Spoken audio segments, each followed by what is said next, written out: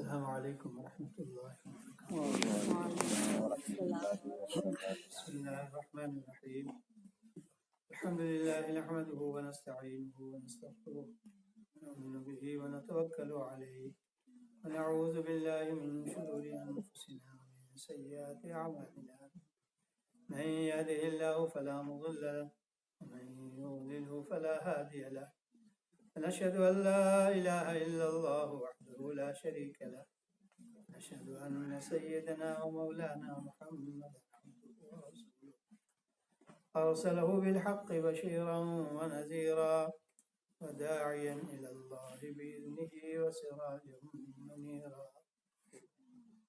صلى الله عليه وسلم تسليما كثيرا كثيرا، أما بعد فأعوذ بالله من الشيطان الرجيم، بسم الله الرحمن الرحيم، والذين آمنوا أشد حبا لله، صدق الله العظيم، وقال النبي صلى الله عليه وسلم لا يؤمن أحدكم حتى أكون أحب إليه من والده وولده والناس أجمعين، وقال صلى الله عليه وسلم لا يؤمن أحدكم حتى يكون هواه تبعا لما جئت به، أو كما قال النبي صلى الله عليه وسلم۔ اس دنیا میں سب سے محبوب مشغلہ ہے اللہ کے گیت گانا۔ سارے عالم میں پھر پھر کے یا رب تیرا درد محبت سناؤ،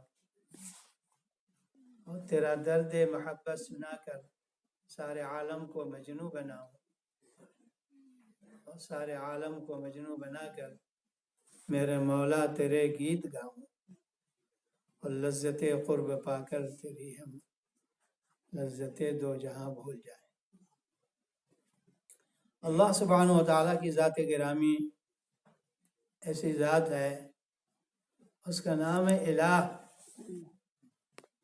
الہ کی ایک تحقیق یہ ہے کہ یہ والہ سے ملا ہے، واو بدل کے حمزہ ہو گیا ہے۔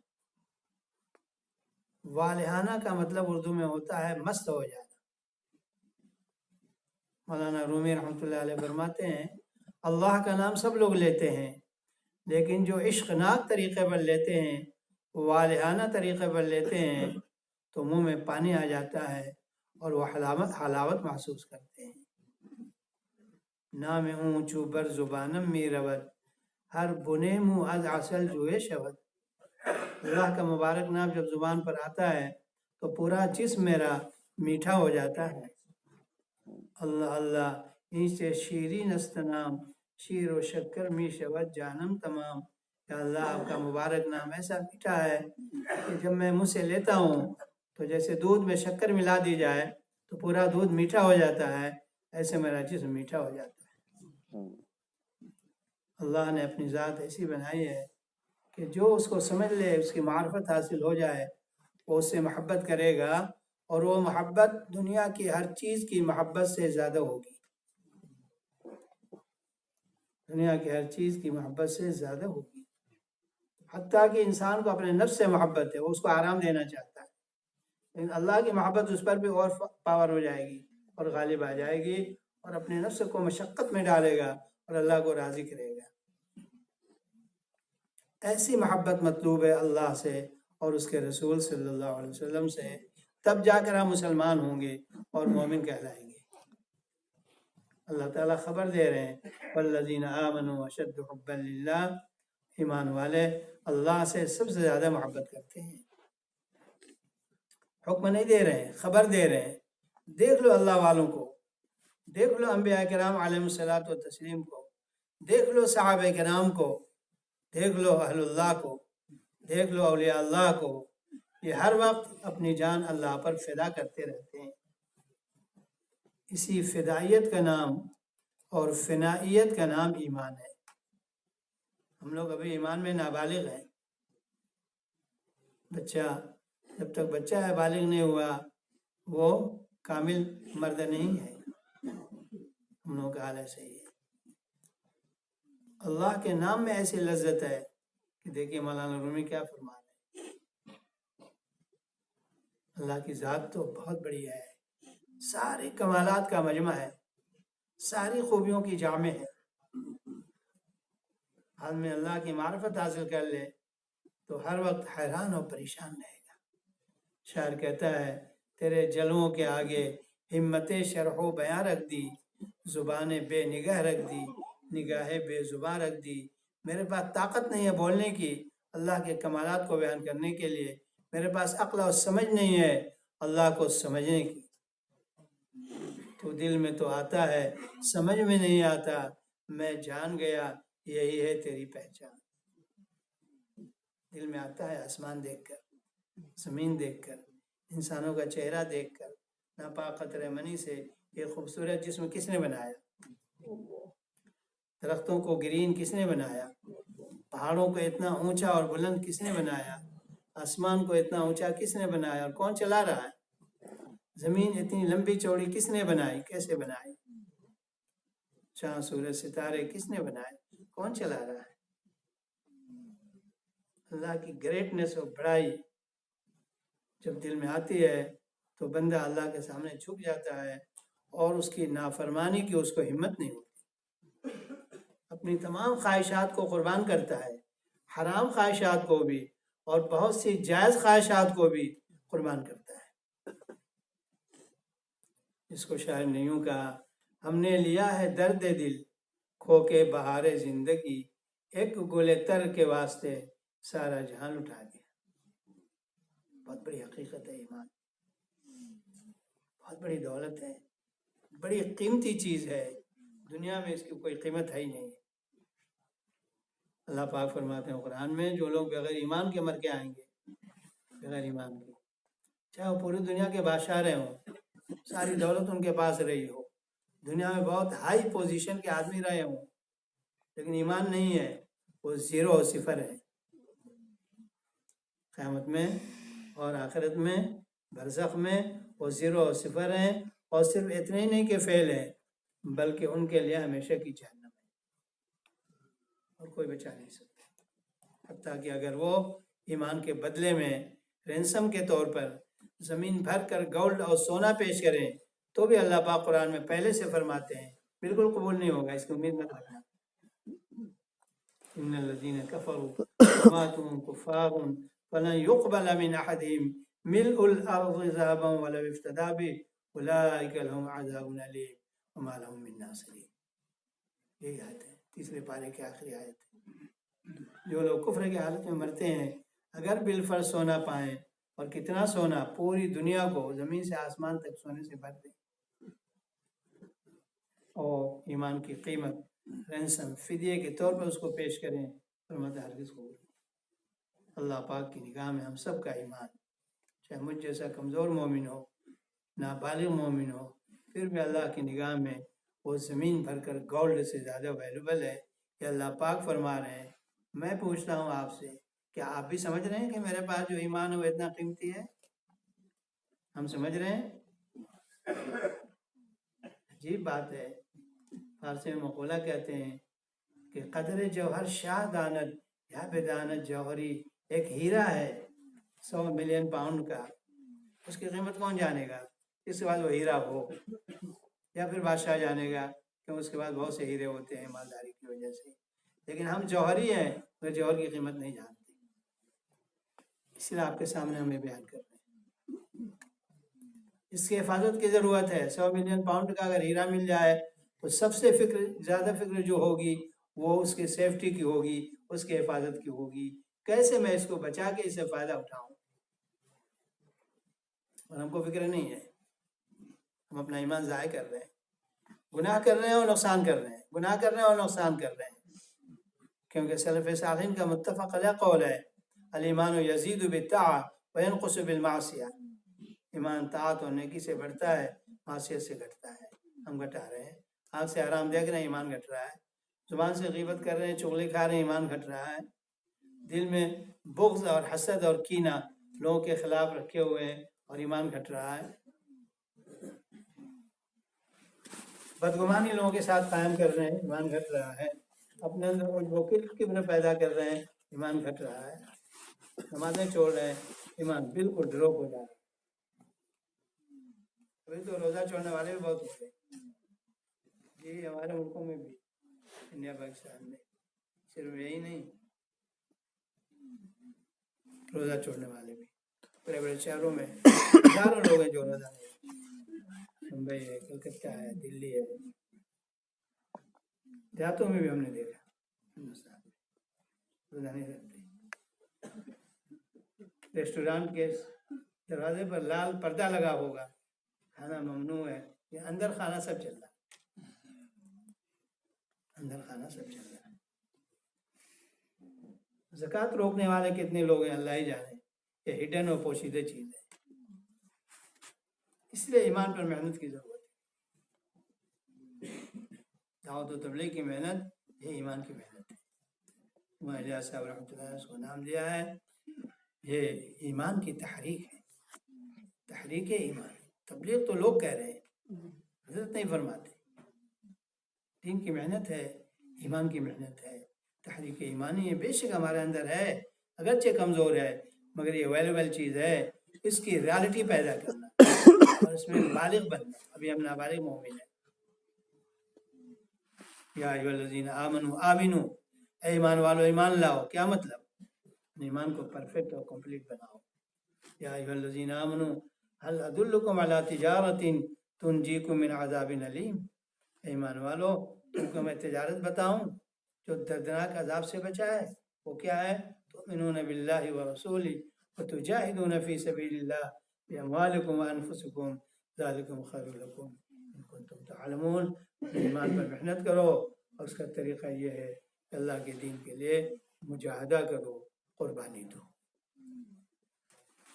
اس سے تم کو بڑا فائدہ ہوگا۔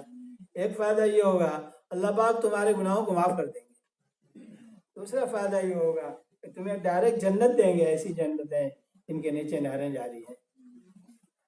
یہ ہے بڑی کامیابی۔ بار بار قرآن میں اس کی دعوت چل رہی ہے، اور ایمان والوں کی پہچان بتائی گئی۔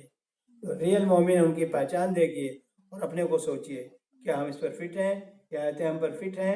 اللہ پاک فرماتے ہیں انما المؤمنون الذین اذا ذکر اللہ وجلت قلوبہم، مومن صرف اونلی وہی لوگ ہیں ان کے دلوں میں اللہ کی بڑائی اور گریٹنس اتنی بسی ہوئی ہے کہ جب اللہ کا نام لیتے ہیں تو دل ان کے کانپنے لگتے ہیں۔ یہ قرآن ہے۔ اب اپنا ایمان دیکھیے، ہمارا ایمان کیا ہے؟ ہم تو نمازیں چھوڑ رہے ہیں، تو حرام دیکھ رہے ہیں، حرام بول رہے ہیں، کچھ نہیں ہوتا، مومن ہے، نقصان کا احساس بھی نہیں ہے۔ کہیں اللہ پاک فرماتے ہیں مومن صرف وہ لوگ ہیں جو اللہ رسول کی باتوں پر ایسا یقین رکھتے ہیں کہ پھر اس میں ذرہ برابر ڈاؤٹ نہیں۔ انما المؤمنون الذین آمنوا باللہ ورسولہ ثم لم یرتابوا، ڈاؤٹ نہیں، شک نہیں، اگر مگر نہیں، اف اور بٹ نہیں۔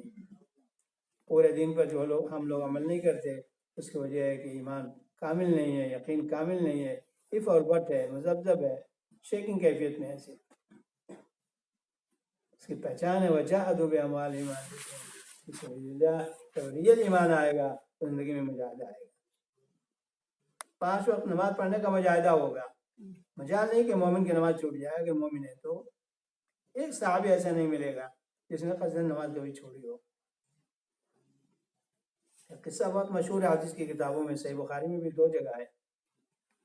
ایک جہاد کے سفر میں رات بھر لوگ چلے اور تھک گئے، سارے صحابہ تھک گئے، تو حضور صلی اللہ علیہ وسلم درخواست کی کہ حضرت آپ پڑاؤ ڈالیں، ٹھہریں تو تھوڑا سا ہم آرام کر لیں۔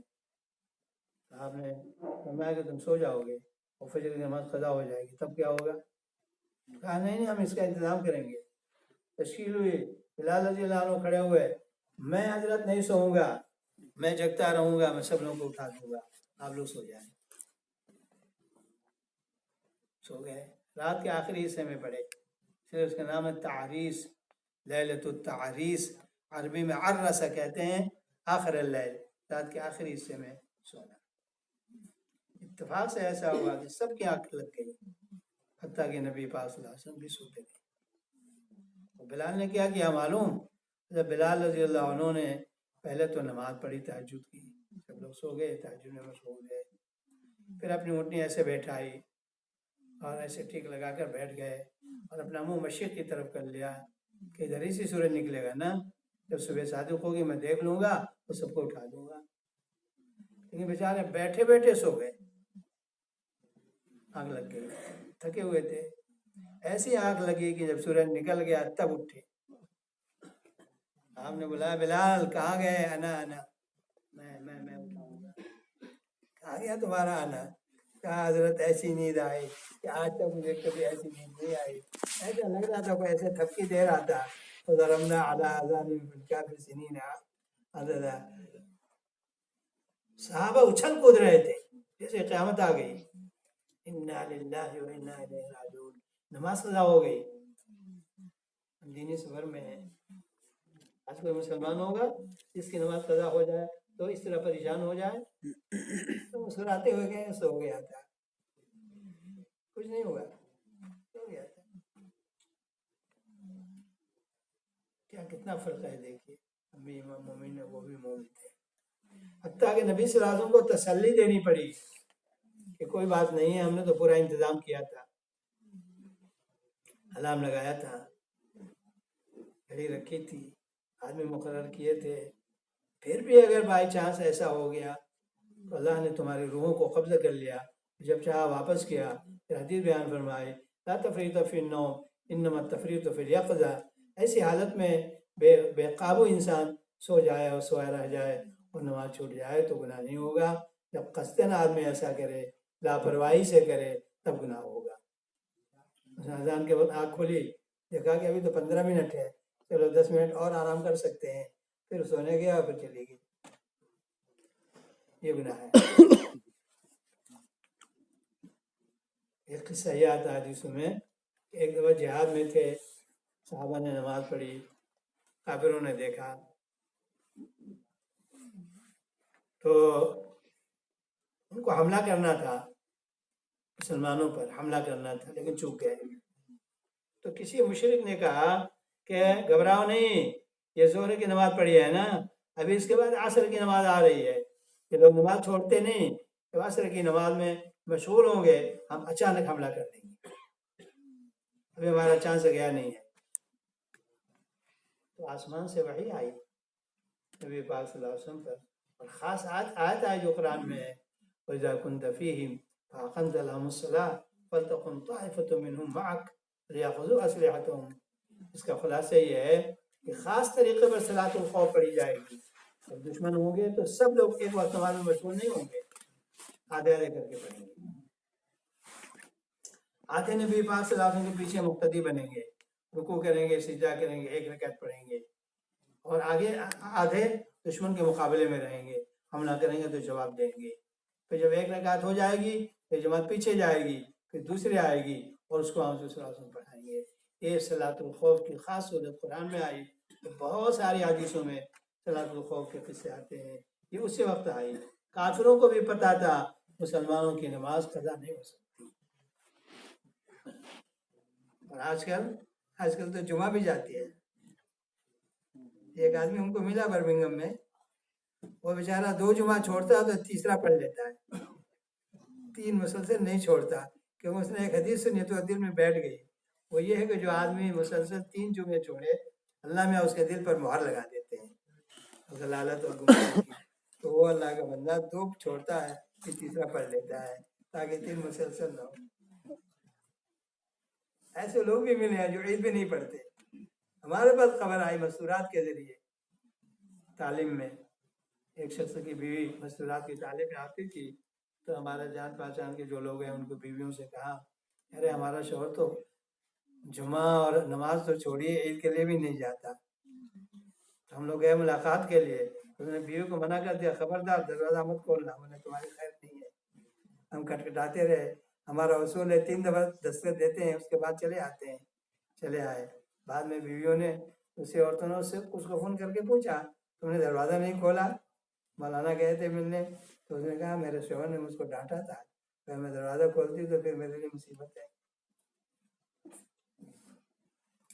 جی بہت سی جگہوں پہ جمعے کی نماز 2 دفعہ ہوتی ہے آپ کے ملک میں، ساؤتھ افریقہ میں تو نہیں ہوتی، کہیں بھی معلوم نہیں۔ آپ کے یہاں 2 دفعہ ہوتی ہے، بلکہ اس سے زیادہ بھی ہوتی ہے. عید کی نماز تو 3-4 دفعہ ہوتی ہے. یہ کہاں سے مسلمان آتے ہیں؟ 5 نمازوں میں کہاں رہتے ہیں؟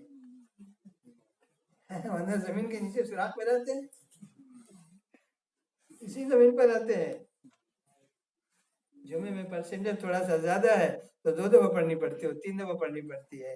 اور عید میں تھوڑا اور زیادہ پرسنٹیج ہائی ہے تو اور زیادہ دفعہ پڑھنی پڑتی ہے. یہ ہم مسلمانوں کا حال ہے. یہ رونے کا ہے، ہنسنے کا نہیں ہے. یہ امت خرافات میں کھو گئی، یہ امت روایات میں کھو گئی. بہت غور سے سن رہا تھا زمانہ، بہت غور سے سن رہا تھا زمانہ، ہمیں سو گئے داستاں کہتے کہتے. سلمان نماز نہیں چھوڑ سکتا ہے، جان چلی جائے گی دے دے گا، خوشی خوشی دے دے گا، نماز نہیں چھوڑے گا. اور آج بے وقوفوں کی کمی نہیں غالب، 1 ڈھونڈو 1000 ملتے ہیں. ہم یہ شعر درسگاہ میں سناتے ہیں. ایک ہمارا شاگرد گیا پاکستان جماعت میں، تو اس نے ایک پاکستانی بھائی کو یہ شعر سنایا، بے وقوفوں کی کمی نہیں غالب. غالب کا شعر ہے، 1 ڈھونڈو 1000 ملتے ہیں. تو اس پاکستانی بھائی نے کہا یہاں تو 1,00,000 ملتے ہیں. میں نے کہا 1,00,000 بھی کم کہا، اس کو کروڑ کہنا چاہیے. 1,00,000 میں وزن پورا نہیں ہوا شعر کا. 1 ڈھونڈو کروڑ ملتے ہیں، یہ 1000 کے جگہ پر فٹ ہوگا، کیونکہ شاعری بھی ایک فن ہے، اس میں وزن برابر ہونا چاہیے. ہم نے یہ فن بھی پڑھا ہے، روز و قوافی اس کو کہتے ہیں، کم لوگ اس کو پڑھتے ہیں. کیا امت کہاں چلی گئی، کیا تھی اور کہاں چلے گئی، اس کو شاعر کہتا ہے. بہت غور سے سن رہا تھا زمانہ، ہمیں سو گئے داستاں کہتے کہتے. صحابہ ایسے تھے، تابعین ایسے تھے، محدثین ایسے تھے، ائمہ مجتہدین ایسے تھے، اور ہم کیسے نہ رہے. ہمارے گھروں میں بے نمازی ہیں، ہمارے پڑوس میں بے نمازی ہیں، ہماری فیملی میں بے نمازی ہیں، ہمارے رشتے داروں میں بے نمازی ہیں، ہمارے گاؤں میں ہماری بستی میں بے نمازی ہیں، ہمارے شہر میں بے نمازی ہیں، اور انہی کی تعداد زیادہ ہے. نمازی مسلمان regular 5 time percentage very low, only few. یہ مت دیکھیے کہ مسجد بھری ہوئی ہے. گشت کیجئے گھر گھر، سروے کیجئے اس گھر میں کتنے مسلمان مرد ہیں بالغ، لکھیے اس کو. اس گھر میں کتنے ہیں، اس گھر میں کتنے ہیں، پھر بیٹھ کر حساب لگائیے. پھر پتہ چلے گا کہ شاید مشکل سے 25% ہے. ہماری بات کا یقین نہ ہو تو ایک کام کر ڈالیے، ذرا بیٹھ جائیے، تبلیغ کے ساتھ ہی بیٹھے اور حساب لگائیں، پھر ہم کو فون کریں کہ آپ کا اندازہ صحیح نہیں تھا. ہم پوچھیں گے کتنا تھا، 50 تھا، چلو 50 مان لو، بقیہ 50 کہاں گئے. جس امت کی اکثریت نماز کی تاریخ ہے، چھوڑنے والی ہے، اس امت کو دنیا میں عزت کے ساتھ زندگی گزارنے کا کیا حق ہے. ہم عذاب کے مستحق ہیں. کسی اللہ والے کی دعا ہے، اس کا وجود ہمارے اندر ہے، جس کی برکت سے عذاب نہیں آ رہا. کوئی بندہ ہوگا چند لوگوں، کیوں؟ اللہ کی معرفت کی کمی. اتنے گناہ ہوتے ہیں سب جہالت کی وجہ سے ہوتے ہیں. ایک ہوتا ہے صرف جاننا، نالج، اور دوسری چیز ہے معرفت، اندر میں گھسی ہوئی، وہ نہیں ہے. جانتے ہیں نماز پڑھ رہے، لیکن اس فرض کا جو مفہوم ہے وہ صحیح طور پر ہم نہیں جانتے. کمپلسری کہیں گے مگر پھر بھی نہیں سمجھتے کہ کمپلسری کیا ہے. اس لیے دعوت و تبلیغ کی محنت کی بہت ضرورت ہے. صحابہ نے یہاں سے کام شروع کیا، نبی صلی اللہ علیہ وسلم نے یہاں سے کام شروع کیا، دعوت سے. پھر بعد میں قرآن پڑھا، آیت الصحابہ میں حدیث آئی ہے، تعلمنا الایمان ثم تعلمنا القرآن. ہم نے پہلے ایمان سیکھا پھر قرآن سیکھا. ہم لوگ کا کام شروع ہوتا ہے ناظرہ سے، قائد بغدادی سے یا نورانی قاعدے سے. دعوت و تبلیغ ہی نہیں ہے. اس لیے قرآن پڑھ لیتے ہیں، ترجمہ بھی سیکھ لیتے ہیں، جان لیتے ہیں، لیکن عمل نہیں ہوتا کیونکہ ایمانی طاقت کمزور. دعوت کے ذریعے 2 چیزیں مطلوب ہیں میرے محترم دوستوں. معرفت اللہ کی چاہیے. معرفت میں 2 چیزیں چاہیے. ایک اللہ کی گریٹنس اور بڑائی، اتنی بڑائی بھری ہوئی ہو کہ ابھی جو حدیث جو قرآن کی آیت سنی سورہ انفال کی، جب اللہ کا نام آیا تو دل کانپنے لگے۔ یہ کیسے آئے گی؟ جب ہم غور کریں گے اللہ کی مخلوقات پر، کیسی زبردست زبردست مخلوقات اللہ نے بنائی، آسمان، زمین، سورج، چاند، ستارے، ان کی حقیقت بھی ہم نہیں جانتے اور اس سے ہم فائدہ اٹھا رہے ہیں۔ انتم اشد خلقا ام السماء، تم کیا اچھے بیٹھ گئے، ایک گولی لگ جائے ختم۔ آسمان بہت بڑی مخلوق ہے، زمین بہت بڑی مخلوق ہے، سورج، چاند، ستارے بہت بڑی مخلوقات ہیں۔ کون پیدا کیے، کون چلا رہا ہے؟ پیدا کرنے کے بعد ان کو اللہ ہی اپنی قدرت سے چلا رہے ہیں۔ یہ ربوبیت ہے اللہ پاک کی۔ اللہ پاک صرف خالق نہیں ہے، اس کے ساتھ رب ہے۔ ہم آسمان کو روکے ہوئے ہیں، اگر یہ گرنے لگے تو کون روکے گا؟ کوئی ہے طاقت؟ برٹش آئے گی، برٹش حکومت، امریکہ کی حکومت آئے گی، روکے گی آسمان کو؟ آتے رہتے ہیں زلزلے، پانی، ہوا کا طوفان، کبھی کبھی اللہ پاک دکھلاتے ہیں ساری ٹیکنالوجی پہ۔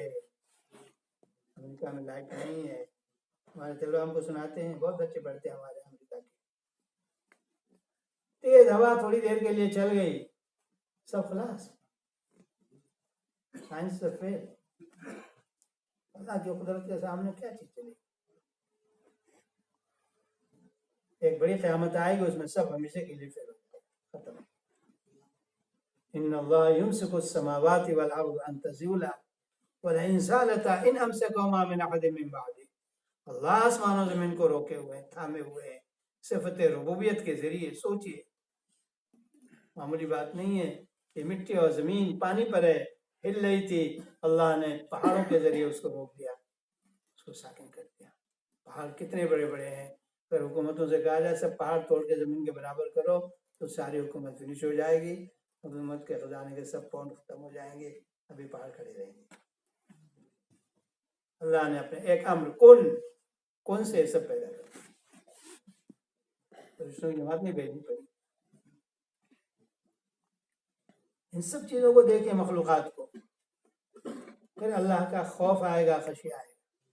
قرآن میں بیان فرماتے ہیں وَمِنَ الْجِبَالِ جُدَدٌ بِيضٌ وَحُمْرٌ مُخْتَلِفٌ أَلْوَانُهَا وَغَرَابِيبُ سُودٌ وَمِنَ النَّاسِ وَالدَّوَابِّ وَالْأَنْعَامِ مُخْتَلِفٌ أَلْوَانُهُ كَذَلِكَ إِنَّمَا يَخْشَى اللَّهَ مِنْ عِبَادِهِ الْعُلَمَاء۔ اللہ سے صرف ڈرتے ہیں وہ جو معرفت والے ہیں، جنہوں نے ان مخلوقات کو دیکھ کر اللہ کی بڑائی کو اپنے دل میں بٹھایا۔ اگر دل میں اللہ کی بڑائی آ جائے تو ہر وقت آدمی قربان ہوتا ہے۔ میں ان کے سوا کس پہ فدا ہوں یہ بتا دے، لا مجھ کو دیکھا ان کی طرح کوئی اگر نہیں۔ بڑائی اللہ کی، مخلوقات کی بڑائی، فوراً ڈر جائے گا۔ نبی پاک صلی اللہ علیہ وسلم تہجد کے لیے اٹھتے، آنکھیں ملتے، یمسح النوم عن وجهه، اور سورہ آل عمران کا آخری رکوع پڑھتے ان فی خلق السماوات والارض واختلاف اللیل والنہار لآیات لأولی الالباب الذین یذکرون اللہ قیاما وقعودا وعلی جنوبہم ویتفکرون فی خلق السماوات والارض ربنا ما خلقت هذا باطلا۔ یہ سب چیزوں پر غور کر رہے ہیں، دنیا کی چیزوں پر، کہ اللہ آپ نے بیکار نہیں پیدا کیے، سبحانک فقنا عذاب النار۔ ڈر گئے کہ اللہ آپ کی ذات پاک ہے، ہم کو جہنم کی آگ سے بچائیے۔ اللہ کی بڑائی، ربک فکبر۔ دوسری چیز جو معرفت میں مقصود ہے وہ اللہ کی محبت۔ بھی سنی آپ نے والذین آمنوا اشد حبا للہ۔ کیوں؟ معرفت میں، دعوت میں اللہ کے انعامات کا تذکرہ ہوگا۔ اے انسانوں، ہم نے تم کو پرفیکٹ انسان بنایا۔ آنکھیں کس نے بنائی ماں کے پیٹ میں؟ زبان کس نے بنائی؟ دل و دماغ کس نے بنایا؟ ہاتھ پاؤں صحیح سالم کس نے بنائے؟ اگر اللہ نے ماں کے پیٹ میں ڈیسبل پیدا کرتے، کیا کرتے تم؟ پوری برٹش حکومت مل کے ایک آدمی کو آنکھ نہیں دے سکتی، ایک آدمی کو زبان نہیں دے سکتی، ایک آدمی کو پاؤں نہیں دے سکتی۔ کوئی ہے میڈیکل سائنس؟ کون دیتا ہے؟ اللہ دیتا ہے، فری آف چارج۔ یا ایھا الانسان ما غرک بربک الکریم الذی خلقک فسواک فعدلک فی ای صورۃ ما شاء رکب۔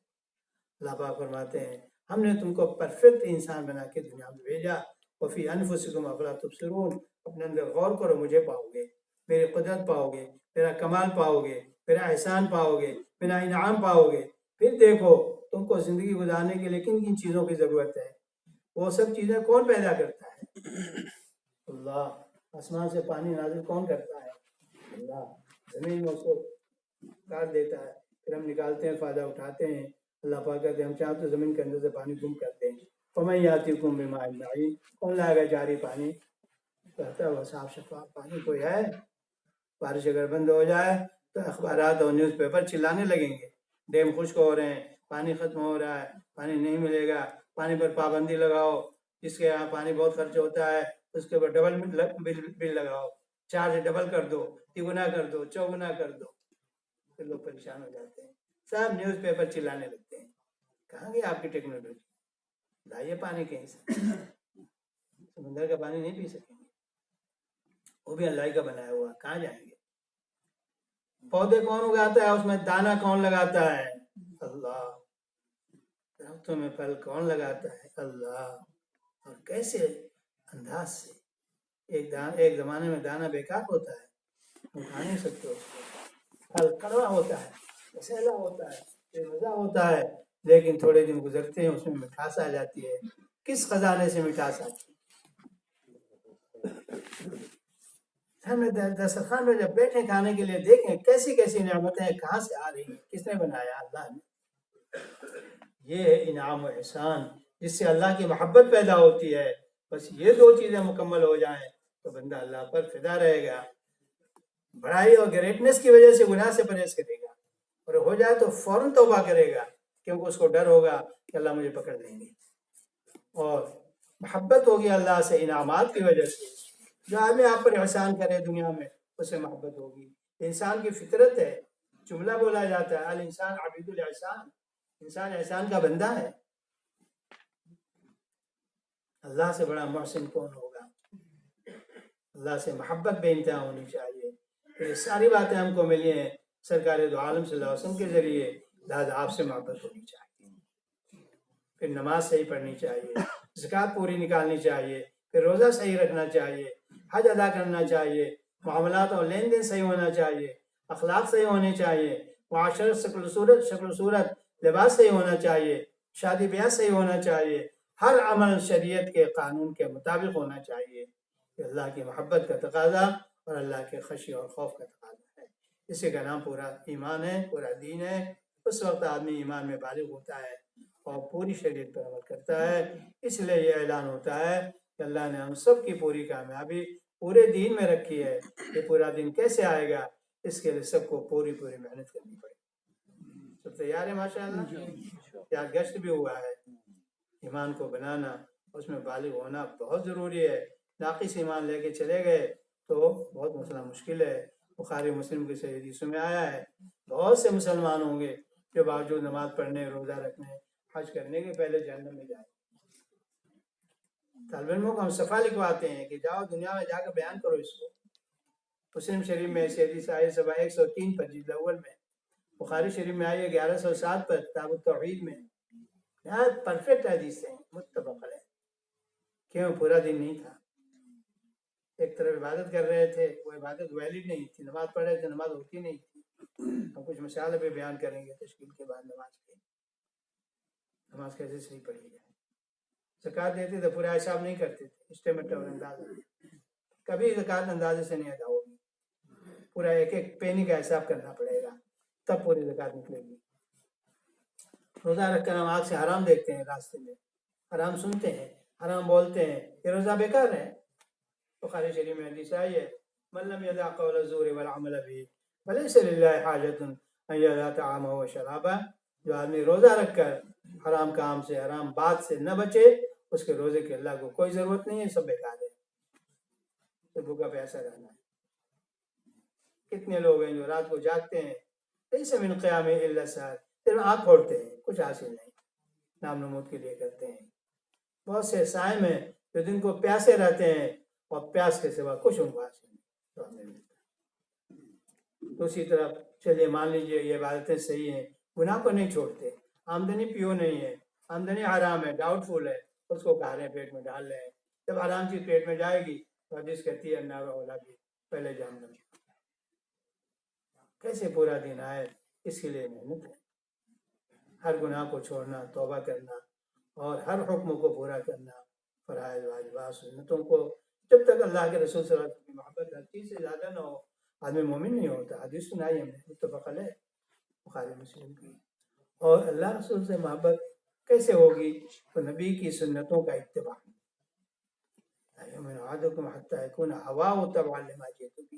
مسلمان کے دل کی خواہش وہ ہونی چاہیے جو نبی صلی اللہ علیہ وسلم لے کر آئے. ہم سنتوں کا عمل نہیں کر رہے ہیں. کیسی ہے اللہ کے رسول صلی اللہ علیہ وسلم کی محبت؟ صرف زبانی دعویٰ ہے، صرف حقیقت نہیں ہے. اس لیے میرے محترم دوستوں بزرگوں، مبارک مہینہ ہے، نیت کریں اور اس کام میں لگیں اور اپنے اندر پورا دین پیدا کرنے کی کوشش کریں اور چل پھر کر تمام مسلمانوں کو اس کی دعوت دیں. بولے ماشاء اللہ. تشکیل والے آ جائیں. کون ارادہ کرتا ہے 4 مہینے کا ایمان والی محنت میں لگنے کے لیے؟ چلے کی نیت کون کرتا ہے ایمان والی محنت میں لگنے کے لیے؟ ماشاء اللہ.